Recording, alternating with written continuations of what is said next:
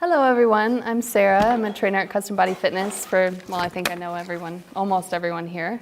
And tonight I'm going to be talking a little bit about emotional eating and some ways to maybe control your emotional eating. So we've all been there, we've all eaten emotionally, whether it's when you're stressed out, you're sad, you're bored, you're out with friends. Those are all these emotions that come up inside of us and cause us to sometimes eat things we shouldn't eat or eat a little more than we shouldn't eat. So I could stand here tonight and talk to you about a bunch of different ways that I think might help when you find yourself in a situation of emotional eating. For example, I've done a lot of these, but I actually Googled some of them the other night, and one of them that I found was to pamper yourself. And it said to wear soft, comfortable clothes, take bubble baths, and read a book with some hot tea. And I thought that's really, really great if we all stayed at home all day and had nothing else to do but wait to want to eat emotionally, and then we could just hop in the bubble bath, right? That's just not realistic. Most of us are on the go, out and about, we work. I mean, how do you think your boss would feel if you walked in and you're like, I really don't feel like emotionally eating right now, I gotta go home and take a bath? I don't think that they would be thrilled. The second one was create a hunger scale. And I kind of looked at this and I thought, yeah, that's really cool. Like, you can rate how hungry you are on a scale of 1 to 10. But then I thought, just from my own experience, I could be starving but emotional at the same time. And yeah, I'm hungry enough to eat, but that doesn't mean I'm going to choose the right foods to eat, right? So I kind of looked at the hunger scale like, yeah, that's a good way to kind of gauge how hungry you are, but it doesn't really help you with what you should be eating. And then the other one was keep a food journal. And I think this one is really good for awareness. And I think it kind of helps you hold yourself accountable to the things that you might be eating. But who wants to write down all the food that they're eating all day, every day for the rest of their lives? I don't know how sustainable that one is either. The next one was, and I've actually really done this one, you guys. I wore a rubber band around my wrist, and every time I wanted to eat something that I wasn't supposed to eat, I'd snap the rubber band, right? And that lasted about a day because I got tired of snapping my wrist. And then this one I actually do as well, and I still do it, and it's somewhat helpful, but it's not the real reason that I'm able to control my eating most of the time, is especially with donuts. I loved donuts and cake. I love cake so much. But if you actually smell it, it kind of gives you the sensation of tasting it, right? Because smell and taste really go hand in hand. So whenever we get a box of donuts, I'm like, oh my gosh, just let me smell it. And I smell it and I actually feel a little bit fulfilled. But I don't eat it. But that's not the real reason I don't eat it, which is what I'll get into. So for people who are able to eat that kind of food, I think smelling it might make it even a little more tempting in a lot of ways. And the other one was play with your dog. And I thought that one was really neat. Like, yeah, you could take your dog on a walk, but also I have been known to share a bag of potato chips with my dog. So that can get you into trouble as well.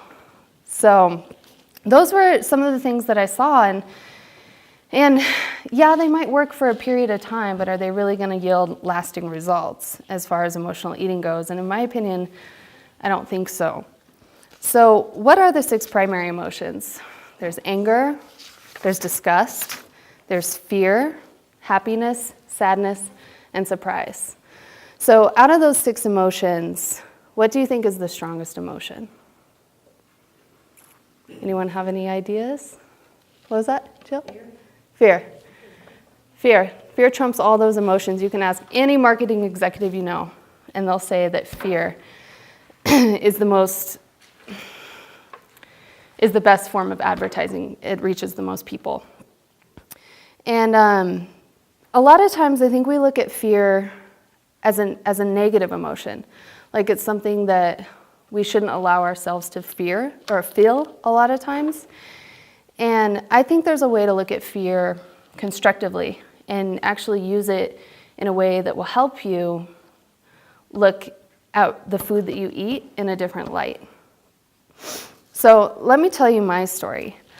I about 10 years ago, so 11 years ago now, because I'm 29, I was 18 years old, and I was at my mom's house, and she kind of looked at me and, inspecting me, if you will, the way mothers do, and she noticed that I had a big lump in my neck.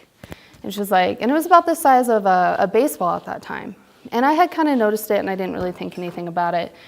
And she was like, I think you need to go and get that checked out. And so I went to the doctor, and he immediately looked at it, and he was like, it's your thyroid at 18 years old. And at first he thought it might be thyroid cancer.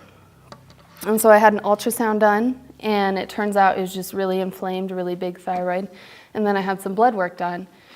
And my blood work came back, and it was the most impressive numbers my doctor had ever seen in the form of hypothyroidism.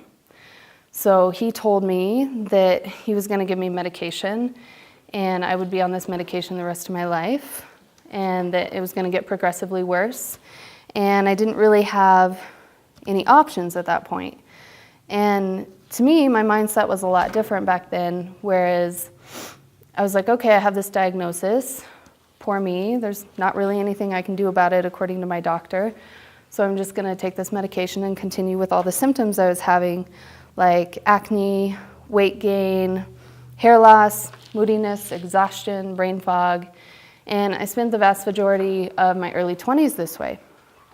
And I never once thought that my lifestyle could be the reason for this diagnosis and could be contributing to the worsening of this diagnosis. And I don't know if you remember last week, I told you that I came to Custom Body Fitness about 25 to 30 pounds overweight. And I think that this was a contributor, not only the diagnosis, but the lifestyle that I was leading. And that's when I met Sandro. And Sandro has talked to you guys a lot about challenging your beliefs and changing your mindset. And that's exactly what he did. When I sat down with him, he was like, well, have you ever thought about trying to get off thyroid medication? Have you ever thought about finding a different way? And at first I was really resistant, and I was like, there's no way. The doctor said this is how it is, and that's final. Well, if you know Sandro, he's very persistent, and he continued to encourage me to find alternative ways to improve my health.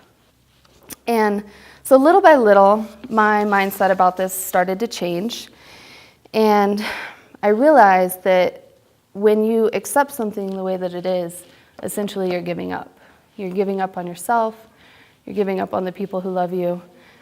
And when I made that realization, I decided that I wasn't going to roll over and allow myself to feel this way for the rest of my life. So I started doing some digging, and it was a really slow process because, as you all know, there's a lot of contradictory information out there. And finally, I found a chiropractor in Wisconsin, and I started working with him.